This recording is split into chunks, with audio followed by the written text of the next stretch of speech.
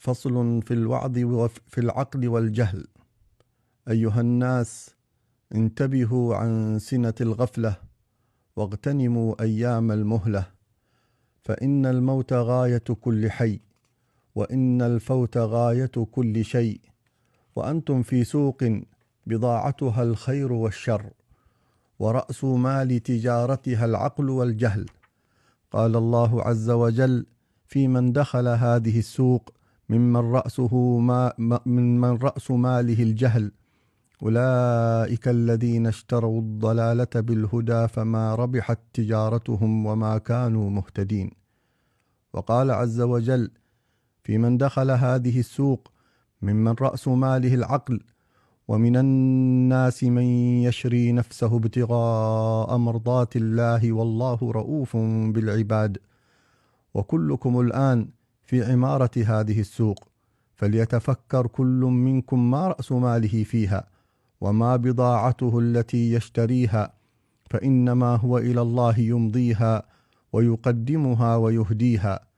فاشتروا أنفس البضائع وهي الأعمال الصالحة وتنافسوا فيها، فهي التجارة الرابحة التي أشار الله إليها وأمر نبيه صلى الله عليه وسلم أن يدلكم عليها بقوله تعالى: يا أيها الذين آمنوا هل أدلكم على تجارة تنجيكم من عذاب أليم تؤمنون بالله ورسوله وتجاهدون في سبيل الله بأموالكم وأنفسكم ذلكم خير لكم إن كنتم تعلمون يغفر لكم ذنوبكم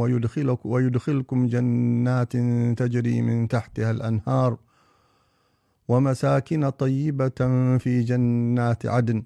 ذلك الفوز العظيم وأخرى تحبونها نصر من الله وفتح قريب وبشر المؤمنين، أي الذين هذه تجارتهم في الدنيا